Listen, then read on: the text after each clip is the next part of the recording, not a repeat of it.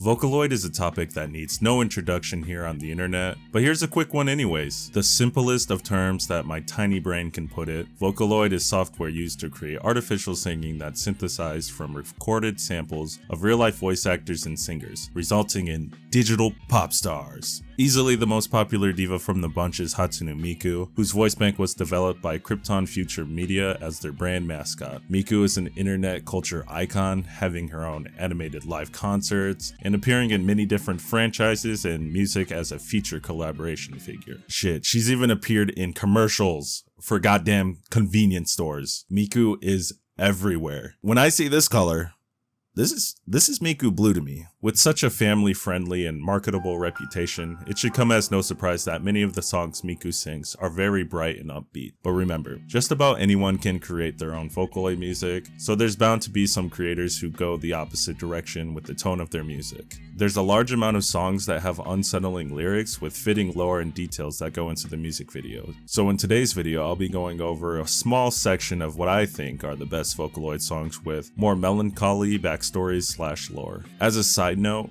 for this video specifically, I chose songs that not only have a fully animated music video, but one that helps tell the narrative of the song. This resulted in my choices being rather tame by comparison to some of the more dark Vocaloid songs there are. So sorry to say, but there will be no Gomane, Gomane, or Love Me, Love Me, Love Me type songs in this video. That's also why I specified lore in the title, but I still feel like if I didn't make that distinction in the video, I would get comments about it, so I'm saying it right now. I know those exist, just not in this video. So without further ado, my name's Nas, and let's discuss.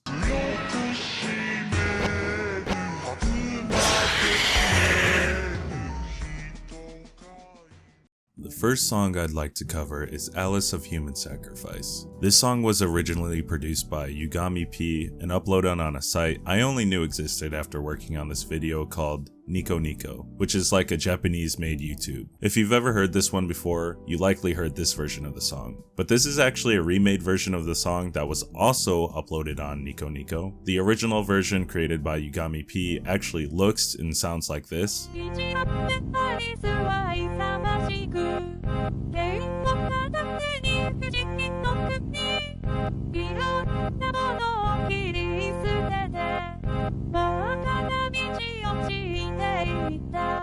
As you can see, it's very much a product of its time. This version actually makes it sound pretty creepy on its own due to the unrefined voices used to sing the song. But again, this was 2008, to no fault to Mr. Yugami P, alright? The song opens up with a bit of exposition from the characters. They tell a story about a little dream that's from an unknown origin. The dream, being so small, was afraid of fading away. It wanted people to continue to dream of it, so it came up with a plan to make the people come to it and allow them to create the world for it or something. So, you know, it's kind of like the plot of Freddy vs. Jason, where Freddy was being forgotten, so he was like, I'm gonna make Jason come to Elm Street to kill people so I can exist, because then people will think it's me and they'll remember me.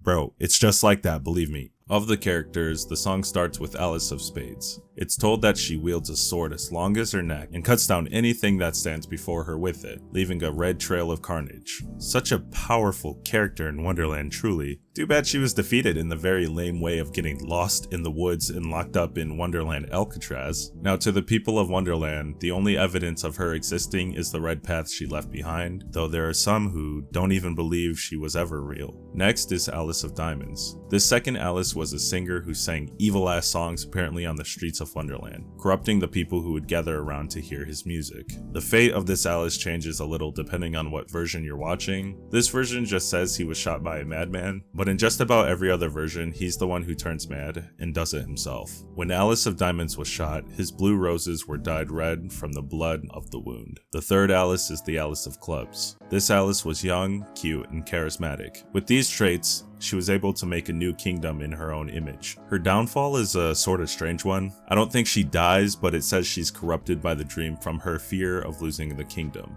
And that's kind of it. The final Alice was a pair of twins, the Alice of Hearts, with each sibling holding half of the heart. They arrived in Wonderland in a yellow boat, exploring the enchanted dreamland and discovering many doors and paths until eventually they came across the red trail. Uh-oh. They found the great evil within the forest, and as Red Alice do, she slays them. Then it's said that they'll never wake up from their slumber and forever roam the dream before the song ends. Comparatively to the other songs that are included in this video, this one may be the most straightforward one of them all. The song itself sings more as a narrative than anything else. But before I jump into that, I just wanted to get the fact out of the way that I believe in this song is inspired by the Alice Killings creepypasta. If you've never heard of the Alice Killings, honestly, you're not missing out on much. It's just a fictional serial killer murder case where 5 different murders took place, each with a mysterious calling card of sorts left behind at the scene of the crime. I am definitely not reading the entire thing in this video, but just know that there are too many parallels between the two of them for them to exist independent of each other. The genders of the characters, them all being named Alice, a playing card left with each victim accordingly, and even the way they were murdered is eerily similar to the fate of the Alices within the Vocaloid song. Alright, back to the song. Within the world of Alice of Human Sacrifice, there's a sentient dream aware that if no one dreams of it, then it stops existing. The dream then came up with a plan to lure humans into itself to keep its memory alive. You know, in the way that dreams are able to do that. It's said that this dream started out very small, making you think that in the beginning it really was only concerned about its survival when doing this. So what happened? What made the people start dying? Well, the answer is simple. The very first goddamn person the dream lured into its fantasy world immediately started killing everything inside it, painting the entire landscape her favorite color. Not that it's the dream's fault, but I believe that the Alice of Spades permanently altered the dream's brain chemistry. After all, at the beginning it said that the intent was to have the humans create its world. So within the sandbox of Wonderland, the very first Alice set the entire landscape of the dream by mindlessly brutalizing everything around her. The color red within the story is everywhere where there is carnage, and is a visual representation of the corruption and influence she had on the dream. Obviously, she left the red trail of carnage behind her in her own tale, but moving on to the Alice of Diamonds when he was shot down, his blue rose was stained with the blood turning it red, implying that the tragic death of the second Alice was from the influence of the first one. Though I could not tell you why he himself was evil, or at least that's the way it makes it seem, because as you're about to find out, I think the Spade Alice actually had an explanation for why she was the way she was. But no, Alice Diamond just sang some demon shit for the hell of it. Then we get to the Club Alice, who was the third human brought into Wonderland. This one was quite beautiful and also kind of the only one who successfully achieved their goals in Wonderland. She actually became the queen of Wonderland, but then that damn red color dude got to the queen too, fuck. It ended up making her go mad, and while she isn't dead, I believe that she sorta lost herself within the dream, and essentially became a husk of her former self. She faded into Wonderland, thus no longer was able to shape the dream herself, making her useless to the dream, which resulted in her seeking out the final Alice duo, the Alice of Hearts. The last Alice duo being...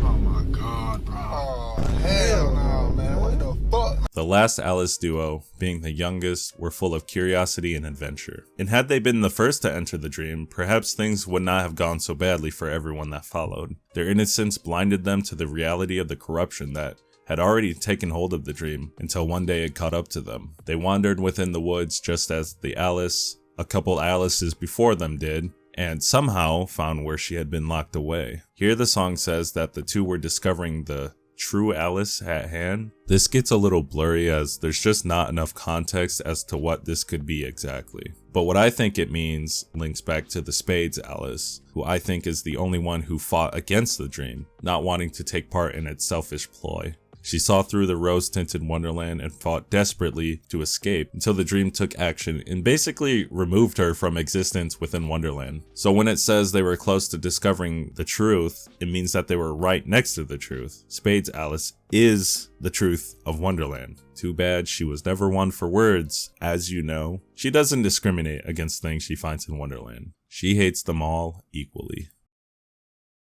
The next song I would like to go over is actually a collection of songs referred to as the Night series, featuring Bad End Night, Crazy Night, Twilight Night, and Everlasting Night. The songs were composed by the duo Hitoshizuko P. X Yama, a composer duo, with the first entry being Bad End Night, releasing on January 15, 2012. The premise of the collection is that there's a manor deep within the woods trapped in a time loop. The inhabitants of the manor are stuck performing a play, with Miku playing the role of a lost villager who ultimately decides how the night ends and whether or not the time loop continues or is broken. Bad End Night starts with Miku arriving at the mansion holding a letter tight to her chest. Her role here is a village girl who gets lost within the woods and looks for a place to stay until morning. Upon knocking on the door and explaining the situation, she's warmly welcomed by all the inhabitants. They gather around her, basically smothering her with appraisal as if they had nothing better to do than entertain her, and begin a sort of party in her name, stating that she's the lead actress in this crazy night. After the party, Miku wakes up from bed and notices that it's still nighttime, which understandably freaks her the hell out. This is when Rin and Len decide to be little pranksters and point out that the clock hasn't moved at all, which basically makes Miku lose her shit. That reaction doesn't make as much sense to me as going to sleep when it's already the middle of the night and waking up to it still being dark. I think I would just assume that the clock doesn't work. I don't know though. Maybe Miku's just a little dumb. I mean, she is a village girl here after all. Probably thinks this is some Town of Salem shit going on. So after the dolls tell her that time has stopped flowing, she panics and stumbles upon a hidden door that leads her to a room filled with coffins. Despite each discovery being more terrifying than the last, the group is somehow able to calm her down and explain to her that what she's experiencing is just a play and that it's up to her to decide how it ends. They tell her to search for the key to the happy ending, reassuring her that when the play ends, they'll all be able to return to the real world. She sees the clock hands and decides that they are the key to the ending, so she takes them and immediately jumps to murder. Miku carries out her plan of killing everyone and the scene ends. There's a single applause from the audience. A shadow claps from the darkness, then walks up on stage, picking up the letter, then clutching it in his hands as a few tears roll down its face.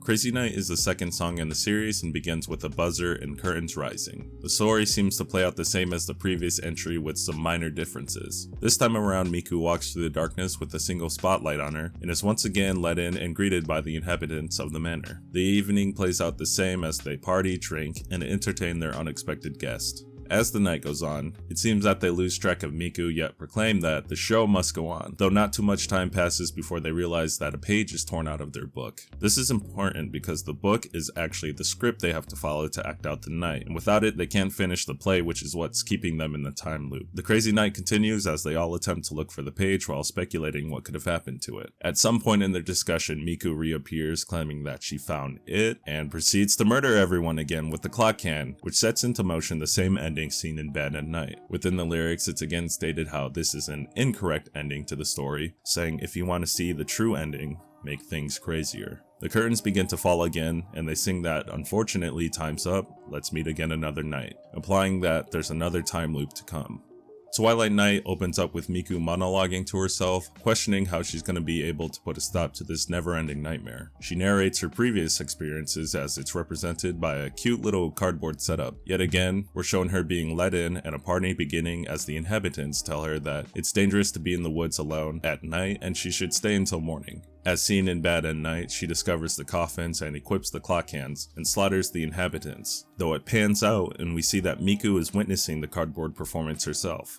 Following that, the memories of the previous events flood back into her mind as she glances out at the unwavering moon. The night proceeds and yet again Miku goes missing, and the others realize that the page has gone missing from the script. Things begin to play out differently from here though, as Miku is shown going back down to the coffin rooms with the clock hands and states that she found it yet again. While she's doing that, the others notice the letter that Miku's been carrying with her this whole time. They open it up and discover that it's a blank sheet of paper that perfectly fits in the libretto. The group, desperate to end their own torment, stick the page into the book while Miku rushes to the group to show her discovery. This action is incorrect, as Miku states that the page is still missing because what they have is actually the end roll, meaning they screwed up the performance, causing the timeline to reset again. As they sing, a blank sheet will get no applause. The book closes as they say until another night. As the book closes, we see a mysterious cloaked figure with his finger over his lips, shushing us for some reason, and then the song ends.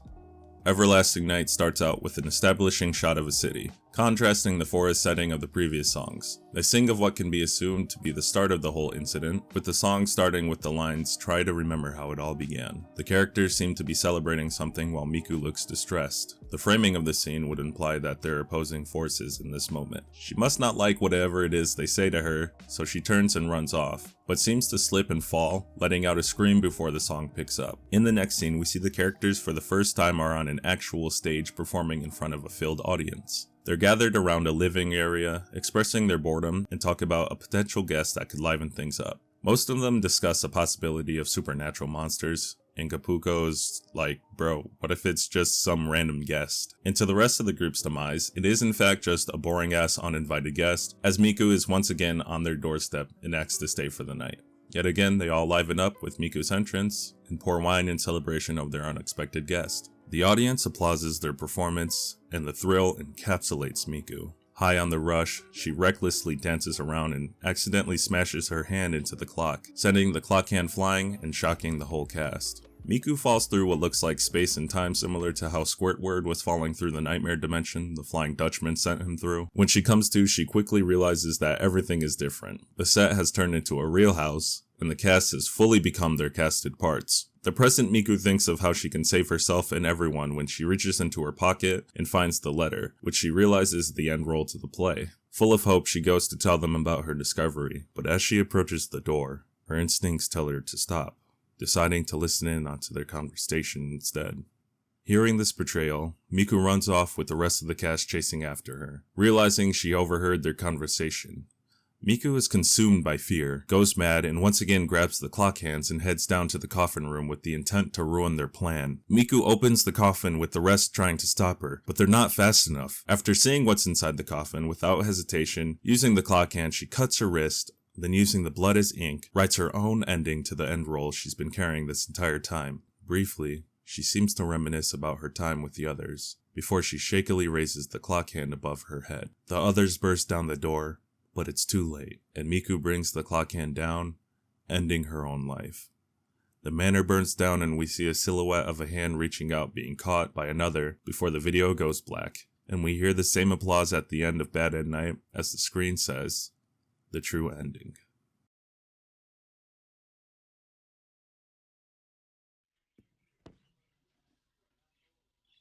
The story of the Night series, while mostly can be pieced together with just the music videos, does have some holes filled in with the manga created by the composers of the songs. The manga itself is pretty hard to come across, to be honest, so I was only able to read the first volume, but honestly that's all you need to put together a story using the music videos from there.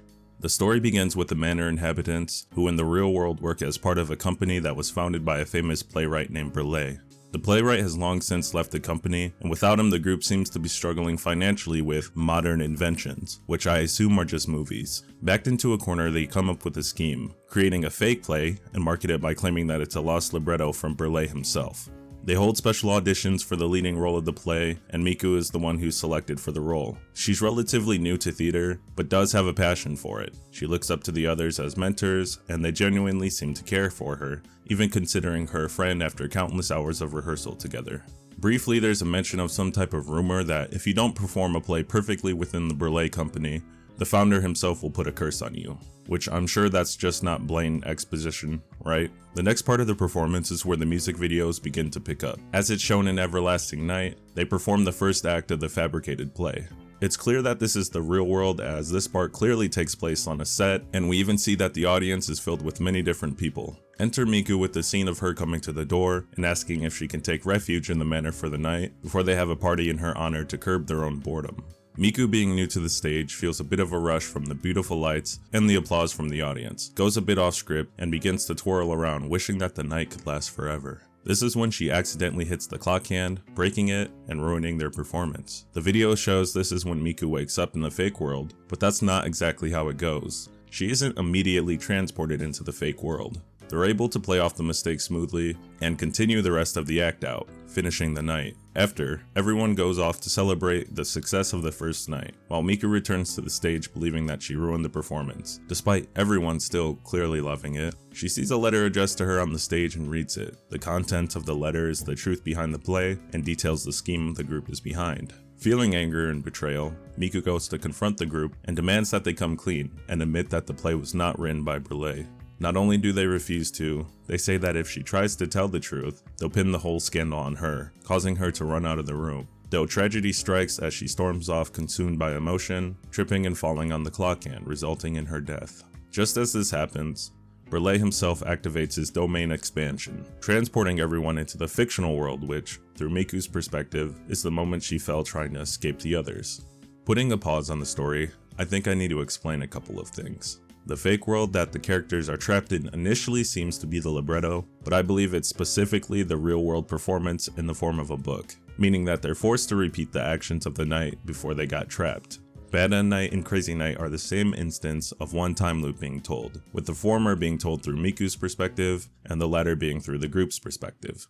Within Bad End Night, Miku seems to be unaware of anything that's going on. It doesn't even seem like she's aware that she's in a play until they kinda explicitly tell her that she is. The difference in perspective is not only seen through the reveal of new information that were not given within Bad End Night, such as the discussion of the missing page within the book, but at the very start of the songs. Bad End Night starts with Miku singing alone, a girl from the village lost deep within the forest, arriving at a manor, while Crazy Night starts with a buzzer signifying the start of a performance and the curtains rising. Additionally, the immersion is broken as we see Miku isn't actually walking through any kind of forest in Crazy Night. It's just her walking down a path of spotlight. They can see it as a performance, but within the loop, Miku always starts out unaware that it isn't reality. She wakes up after the party that always happens after her arrival, but the variance within the night is Lennon Rin telling Miku that the clock is unmoving, which causes her to panic and hide away into the coffin room. This moment is represented in Crazy Night as they're discussing the missing Miku, with the visual being her silhouette spiraling down the stairs that led to the coffin room. Eventually, she turns up while they're discussing what could have happened to the page, which does pose counter evidence to my theory of these two being the same night, because in Bad End Night, they're with her when she discovers the coffin room. Though I think this is more so a limitation of having to fit all the details of the video within the song, the events of the night just match up too perfectly for them not to be the same. In both songs, she says that she's found it, and by it, she means the key to the ending, which she believes is the clock hands. While technically true, it's what she does with them that's wrong, in both songs being shown to use them to murder everyone, falsely thinking it would set herself and everyone else free. No actors, no play. The night is reset after she does this, and a shadowy figure claps in the darkness. This single spectator can only be the spirit of Brûlé, who's the one who put the curse on the cast. So yeah, the curse was a real thing. Though it's pretty much a fact that the reason why this happened was because the group was selfish and inadvertently caused the death of Miku, who is implied in the manga to be a descendant of Brûlé. So yeah, makes sense why he'd want to torment them. They put his name on some shit that wasn't his, then killed his great-granddaughter or something. The next loop is seen in Twilight Night, with the first half of the song just being a retelling of what happened previously in the form of a cute little cardboard puppet show. This is mostly to show that in some unexplained way, Miku keeps the memories of the previous night, and the events that caused the night to reset. So she's like, damn, well, maybe let's not resort to murder so quickly this time, and tries to actually think of a smarter way to go about trying to find the true ending. This time while everyone's discussing the missing page again, she brings the clock hands to the coffin room, discovering that the little clock hand is actually the key to unlocking them. What happens in Twilight Night is essentially how the loop should have ended if everything went perfectly. But as Miku discovers the truth and tries to rush back to the group with her findings, they accidentally reset the timeline by inserting Miku's letter into the book. The letter resets the night because it's blank, and they can't act out a page with nothing on it, meaning the performance was ruined, and they would have to start again. Taking a detour into Theoryland now as we move back into Everlasting Night, the simplest way I can explain everything that we see without confusing myself is that there are essentially an infinite number of time loops prior to Everlasting Night's loop, with that specific loop featuring the real world Miku, who basically gets isekai'd into the fake world. Let me back up a bit. Again, Everlasting Night makes it well known that multiple versions of Miku exist at the same time within the time loop. There's a real Miku and a fake Miku. Rin says that they'll bring her back from the grave, telling us that what's actually in the coffin is the real Miku's body. Not just that, but hidden within the coffin is also the missing page that was torn from the book.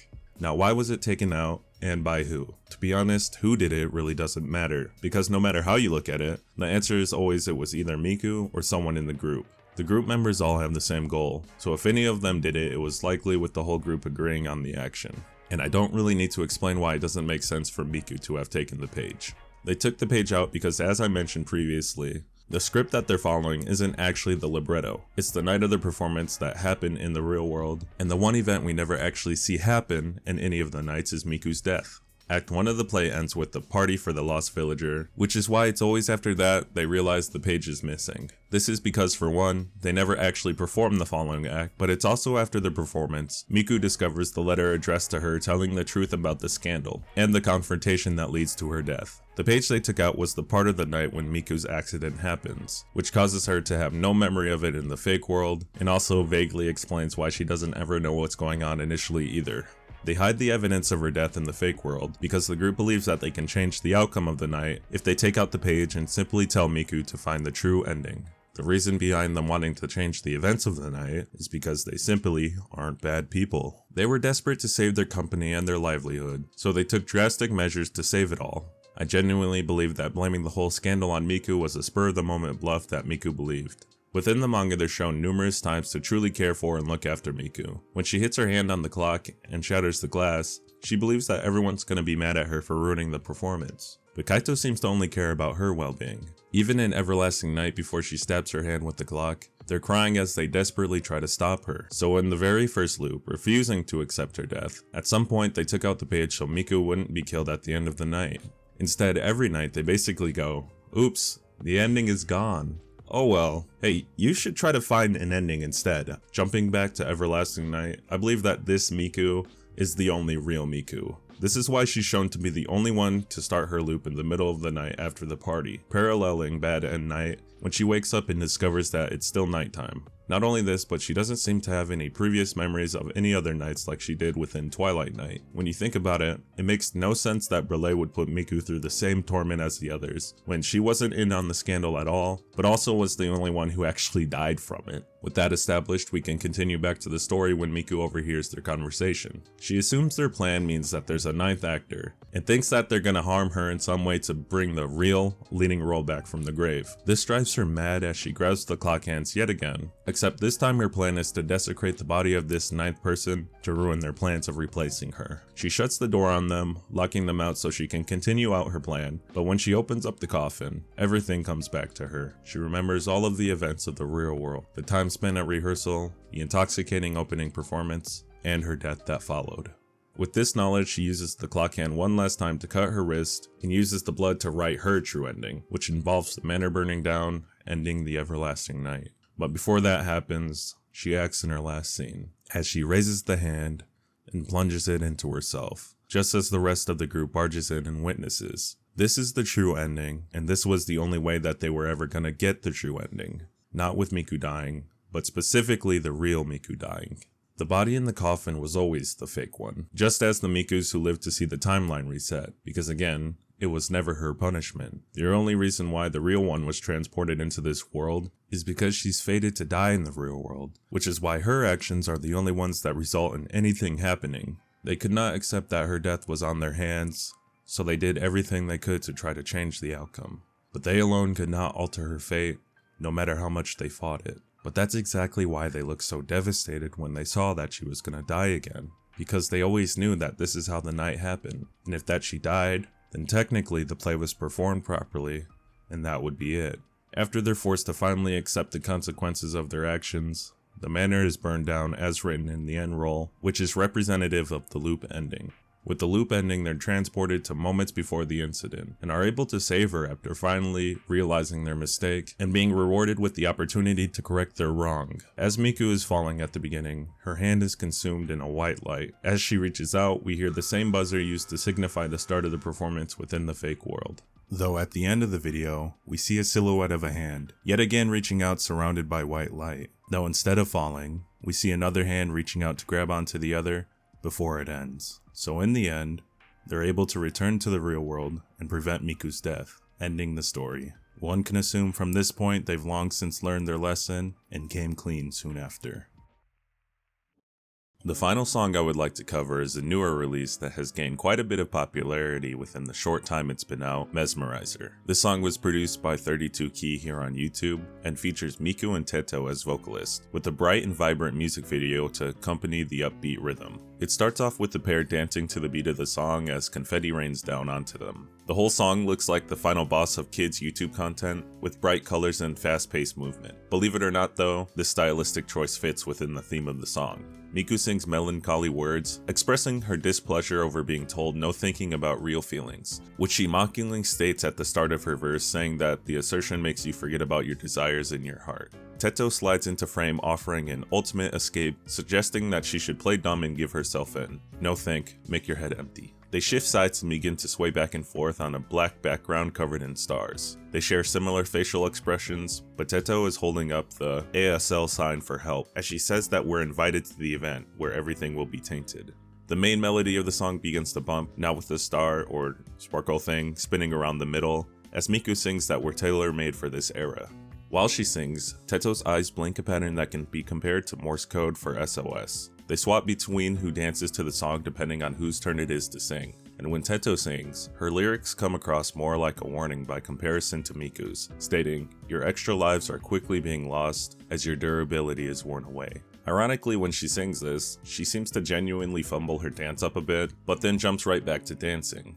Then right at the very end of her verse, she very plainly asks someone to please help her before we transition into a cool-ass minigame that we get to play. We're shown a few different items and have to guess what it is based off the image and the first letter given. Seems simple enough, until you get to the fourth image, that looks to be a chemical compound, but the name of it is so long I have absolutely no idea what it is. It just reminds me of the Baldi's Basics bullshit with the math question.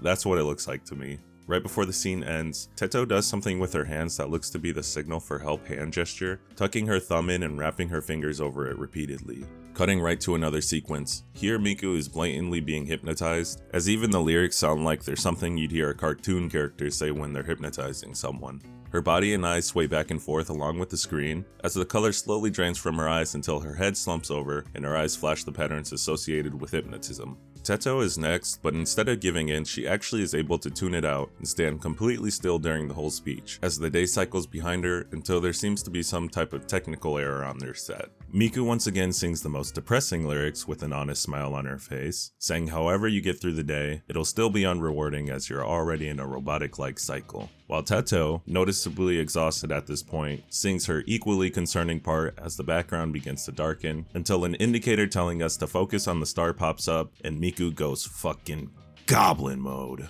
Teto looks genuinely shocked and concerned for a brief moment before directing her focus back towards the camera, but still clearly disturbed by what's going on next to her. The star is now large with the black and white swirl pattern. It breaks the frame, overlapping Miku and Teto's shot as a shit ton of confetti comes down. Miku's dancing is now completely different. It looks more like she's flailing around rather than performing an actual choreographed dance. She even slowly begins to move off beat. Teto finishes her final verse and they stand next to each other in the final shot. Though right as the song ends, her eyes go completely black for a second, just as Miku's did before everything abruptly goes black.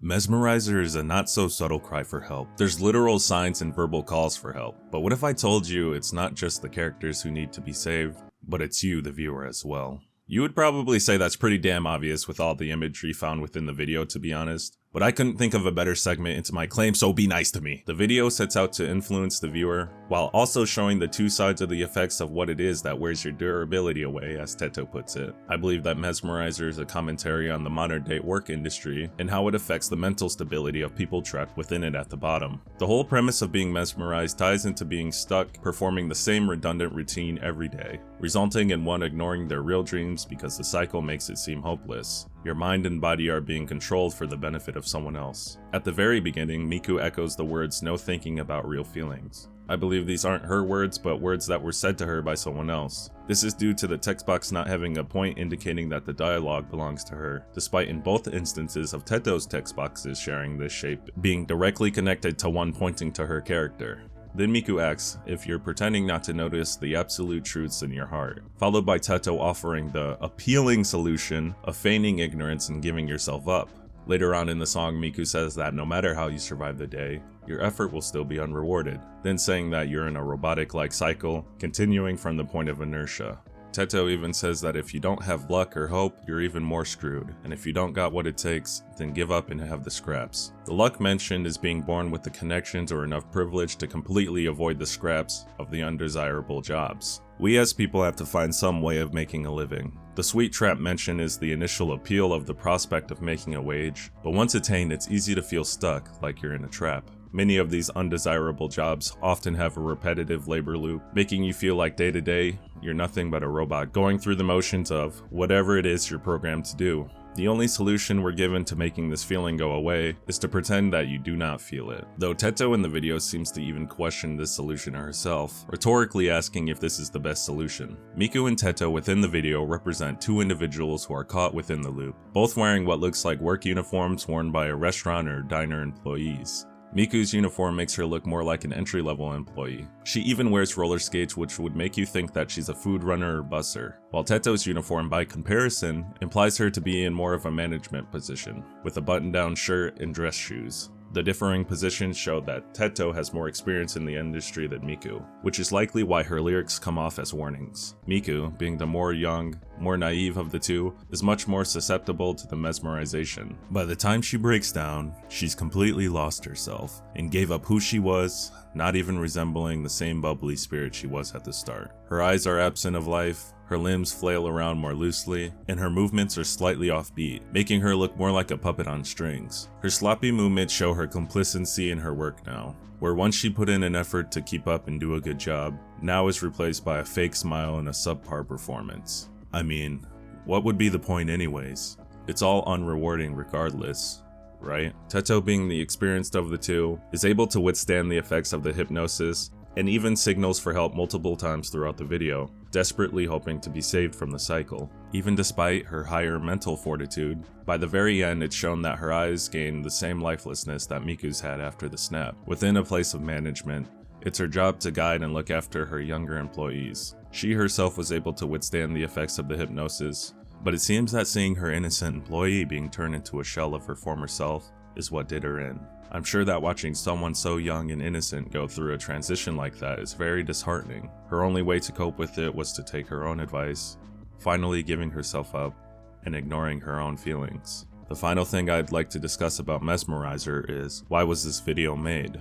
I mean, yeah, I know the song is a banger and the music video is amazing, but why was it made in-universe? The video itself breaks the fourth wall and shows that it's some type of production. Your first thought might be that it's some type of advertisement given they're dressed as diner employees, but there's nothing in the music videos that would suggest that. So why is the video being made? Well, it's simple. To indoctrinate you into the cycle just as the other two characters were, via very poor subliminal messaging. Throughout a large portion of the video, there's a shape fixed in the middle that we're told to focus on. Ironically though, I think the effect it achieves is the opposite, averting your eyes to either side of the screen. Initially I thought the framing of the video was odd, with the two characters positioned within two thin columns on the screen, but when comparing it to the hypnosis scene, it begins to make sense why it's laid out this way. When Miku gets hypnotized, her eyes and body sway back and forth ever so slightly, very reminiscent of a scene of someone using hypnosis with a pocket watch, until her eyes become fixed forward and get the swirl pattern. Turning back to the framing of the video, Miku and Teto are positioned in separate sides of the screen. They take turns dancing and singing, which draws your eyes side to side, depending on who starts moving around, while there's initially nothing interesting going on directly in the middle of the screen. Then at the very end, we're told to focus on the middle, then boom, swirly pattern. So your eyes sway back and forth throughout the video. Then at the very end, you're told to focus in the center, and the pattern plays. That sounds familiar, huh? Mesmerizer is a great song accompanied by a great music video. Seems like it achieved what it set out to do because the song lives rent-free in my head. A very catchy tune and a very relatable commentary on something the larger population can get behind. If you made it this far, I'd like to thank you for watching to the end. Vocaloid is a force that pushed me into becoming an artist that in turn led me to video creation. So I had a great time working on this video.